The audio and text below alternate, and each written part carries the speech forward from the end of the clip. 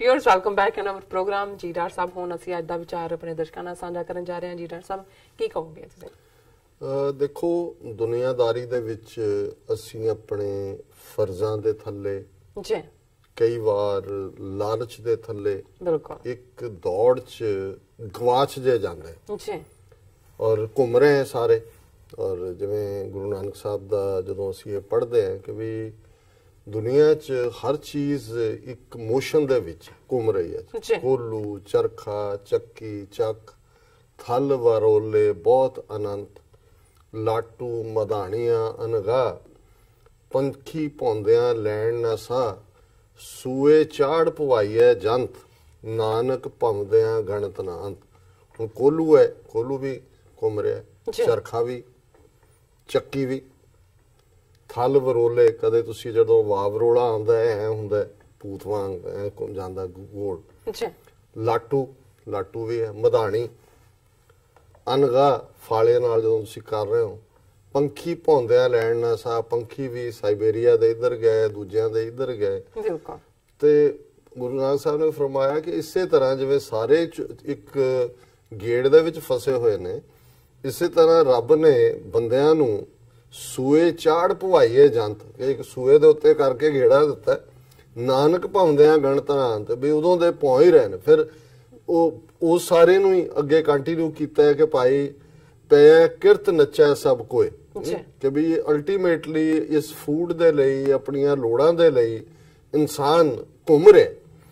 ਔਰ ਉਸ 'ਚ ਜਦੋਂ ਅਖੀਰਲੇ ਦੌਰ ਦੇ ਵਿੱਚ ਉਹ ਆ ਜਾਂਦਾ ਹੈ, ਜ਼ਿੰਦਗੀ ਦੀ ਸੜਕ ਦੇ ਅਖੀਰਲੇ ਐਗਜ਼ਿਟ ਦੇ ਨੇੜੇ ਤੇੜੇ ਆ ਜਾਂਦਾ ਹੈ, ਜਿਹਨੂੰ ਅਸੀਂ ਬੁਢਾਪਾ ਕਹਿੰਦੇ ਹਾਂ, ਬਚਪਨ, ਜਵਾਨੀ, ਬੁਢਾਪਾ, ਫਿਰ ਫਨਾ। ਤੇ ਉਦੋਂ ਬੰਦਾ ਦੇਖਦਾ ਹੈ ਕਿ ਵੀ ਮੈਂ ਖੁਸ਼ੀ ਲੱਭਦਾ ਸੀ, ਮੇਰੀ ਜ਼ਿੰਦਗੀ ਦੇ ਵਿੱਚ ਖੁਸ਼ੀ ਆਈ ਨਹੀਂ, ਕਿੱਥੇ ਖੁਸ਼ੀ ਲਾਈ ਕਰਦੀ ਹੈ। ਔਰ ਬਹੁਤ ਵਾਰ ਅਸੀਂ ਲੜਦੇ ਹਾਂ ਉਹਨਾਂ ਚੀਜ਼ਾਂ ਦੇ ਨਾਲ। ਔਰ ਅੱਜ ਜਦੋਂ ਅਸੀਂ ਅੱਜ ਦੀ ਦੁਨੀਆ ਦੇ ਵਿੱਚ ਇੰਨੀ ਬੇਚੈਨੀ, ਬੇਆਰਾਮੀ ਦੇਖਦੇ ਹਾਂ, ਤੇ ਪਹਿਲਾਂ ਤੇ ਬਾਬਾ ਬੁੱਲੇ ਸ਼ਾਹ ਉਹਨਾਂ ਦਾ ਇੱਕ ਜਿਹੜਾ ਲਿਖਤ ਦਿਲ ਨੂੰ ਟੁੰਬਣ ਵਾਲੀ ਹੈ, ਕਿਉਂਕਿ ਜਦੋਂ ਤੁਸੀਂ ਇਸ ਸਾਦਾ ਪੰਜਾਬੀ ਅੰਦਾਜ਼ ਦੇ ਵਿੱਚ ਆਪਣੇ ਆਲੇ ਦੁਆਲੇ ਨੂੰ ਦੇਖਦੇ ਹੋ ਤੇ ਫਿਰ ਤੁਹਾਨੂੰ ਇਹ ਲੱਗਦਾ ਹੈ ਵੀ ਤੁਹਾਡੀ ਜ਼ਿੰਦਗੀ ਕਿਸ ਕੰਮ ਦੇ ਵਿੱਚ ਗੁਜ਼ਰੀ। ਪੜ ਪੜ ਆਲਮ ਫਾਜ਼ਲ ਹੋਇਆ, ਕਦੇ ਆਪਣੇ ਆਪ ਨੂੰ ਪੜ੍ਹਿਆ ਹੀ ਨਹੀਂ, ਜਾ ਜਾ ਵੜਦਾ ਮੰਦਰ ਮਸੀਤਾਂ, ਕਦੇ ਆਪਣੇ ਅੰਦਰ ਵੜਿਆ ਹੀ ਨਹੀਂ, ਐਵੇਂ ਰੋਜ਼ ਸ਼ੈਤਾਨ ਨਾਲ ਲੜਦੇ, ਕਦੇ ਨਫਸ ਆਪਣੇ ਨਾਲ ਲੜਿਆ ਹੀ ਨਹੀਂ, ਆਪਣੀ ਹਉਮੈ, ਆਪਣਾ ਜਿਹੜਾ ਅੰਦਰ ਈਗੋ ਹੈ। ਬੁੱਲੇ ਸ਼ਾਹ ਅਸਮਾਨੀ ਉੱਡਦੀਆਂ ਫੜਦੇ, ਜਿਹੜਾ ਘਰ ਬੈਠਾ ਉਹਨੂੰ ਫੜਿਆ ਹੀ ਨਹੀਂ, ਕਿ ਅੰਦਰ ਜਿਹੜੀ ਈਗੋ ਹੈ, ਕਾਹੇ ਰੇ ਬਨ ਖੋਜਨ ਜਾਈ, ਸਰਬ ਨਿਵਾਸੀ ਸਦਾ ਅਲੇਪਾ ਤੋਹੀ ਸੰਗ ਸਮਾਈ, ਤੇਰੇ ਨਾਲ ਬੈਠੇ। ਰਾਜ ਦਾ ਸ਼ਬਦ ਜਿਹੜਾ ਆਸਾ ਰਾਗ ਚ ਹੈ, ਪੰਜਵੇਂ ਪਾਤਸ਼ਾਹ ਦਾ, ਇਸ ਕਿ ਅਸੀਂ ਉਸ ਰੱਬ ਦੀ ਯਾਦ ਦੇ ਖਜ਼ਾਨੇ ਨੂੰ ਆਪਣੇ ਅੰਦਰ ਲਈ ਫਿਰਦੇ, ਪਰ ਸਾਡੇ ਕੋਲ ਵਕਤ ਹੀ ਨਹੀਂ ਹੈ ਕਿ ਅਸੀਂ ਅੰਦਰ ਝਾਕ ਕੇ ਦੇਖੀਏ ਤੇ ਉਸ ਆਨੰਦ ਦੇ ਖਜ਼ਾਨੇ ਨੂੰ, ਪਰਮ ਨਿਧਾਨ ਨੂੰ, ਉਸ ਖਜ਼ਾਨੇ ਚੋਂ ਕੁਝ ਹਾਸਲ ਕਰੀਏ। ਗੁਰੂ ਸਾਹਿਬ ਫਰਮਾਉਂਦੇ ਨੇ, ਹਰ ਸੇਵਾ ਮੈਂ ਪਰਮ ਨਿਧਾਨ, ਨਿਧਾਨ ਕਹਿੰਦੇ ਨੇ ਖਜ਼ਾਨੇ ਨੂੰ, ਹਰ ਸੇਵਾ ਮੁਖ ਅੰਮ੍ਰਿਤ ਨਾਮ, ਕਿ ਜੇ ਅਸੀਂ ਰੱਬ ਦੀ ਯਾਦ ਹੀ ਔਰ ਉਸ ਦੀ ਖਲਕਤ ਦੀ ਸੇਵਾ 'ਚ ਆਈਏ ਤੇ ਸਾਡੇ ਮੂੰਹ ਦੇ ਵਿੱਚ ਉਸ ਰੱਬ ਦੀ ਯਾਦ ਦਾ ਅੰਮ੍ਰਿਤ ਹੋਏ। ਜਦੋਂ ਮਿਠਾਸ ਦੀ ਅਸੀਂ ਗੱਲ ਕਰਦੇ ਹਾਂ ਕਿ ਇਹੀ ਹੈ ਕਿ ਭਾਈ ਮਿੱਠ ਬੋਲੜਾ ਜੀ ਹਰ ਸੱਜਣ ਸੁਆਮੀ ਮੋਰਾ, ਹਉ ਸੰਮਲ ਥੱਕੀ ਜੀਓ ਕਦੇ ਨਾ ਬੋਲੇ ਕੌੜਾ, ਕਿ ਰੱਬ ਦਾ ਬੰਦਾ ਹੋਣਾ ਮਿੱਠ ਬੋਲੜਾ ਹੋਣਾ, ਤੁਹਾਡੀ ਜ਼ਬਾਨ ਤੋਂ ਫਿੱਕਾਪਨ ਨਹੀਂ, ਨਾਨਕ ਫਿੱਕਾ ਬੋਲੀਏ ਤਨ ਮਨ ਫਿੱਕਾ ਹੋਏ, ਕਿ ਵੀ ਬੋਲਦੇ ਆ ਤੁਹਾਡੇ ਮਨ ਦੇ ਵਿੱਚ ਵੀ ਫਿੱਕਾਪਨ ਹੁੰਦਾ ਹੈ, ਤੁਹਾਡਾ ਤਨ ਵੀ ਫਿੱਕਾ ਹੁੰਦਾ ਹੈ।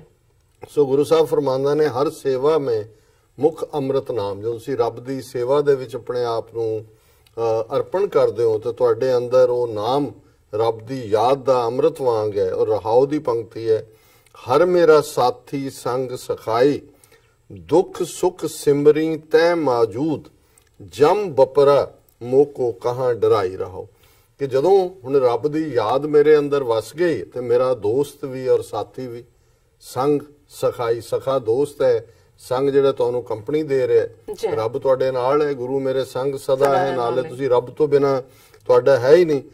ਦੁੱਖ ਸੁੱਖ ਸਿਮਰੀ ਤੈ ਮੌਜੂਦ, ਉਹ ਹਮੇਸ਼ਾ ਮੌਜੂਦ ਹੈ। ਦੁੱਖ ਔਰ ਸੁੱਖ ਕਿਸੇ ਵੀ ਹਾਲਤ ਦੇ ਵਿੱਚ ਉਸ ਦੇ ਨਾਲ ਜੁੜਨਾ ਜਿਹੜਾ ਹੈ, ਇਹੀ ਤੁਹਾਨੂੰ ਜਮ ਬਪਰਾ ਮੋਕੋ ਕਹਾਂ ਡਰਾਈ। ਫਿਰ ਮੈਨੂੰ ਮੌਤ ਦਾ ਕੋਈ ਡਰ ਨਹੀਂ ਹੈ। ਮੌਤ ਦਾ ਫਰਿਸ਼ਤਾ ਉਹ ਜਮਰਾਜ ਹੋਏ, ਉਹ ਇਜ਼ਰਾइल ਹੋਏ ਜਿਹੜਾ ਇਸਲਾमिक और क्रिश्चियन और जुडाइज्म च है, जिन्हों गुरु नानक साहब ने फरमाया कि मम सर मुए इज़राइल गिरफ्ते दिल हेच नादानी, यक अर्ज गुफ्तम पेश तो दर गोश कुन करतार, हक्का कबीर करीम तू बेऐब परवरदिगार, दुनिया मुकाम फानी तहकीक दिल दानी, मम सर मुए इज़राइल गिरफ्ते दिल हेच नादानी। ये मेरे सिर दे वाल मौत दे फरिश्ते इज़राइल ने फड़े हुए ने, ते हे मन तैनू ये नहीं है भी तेरा अंत की है, तेरा अंजाम की है।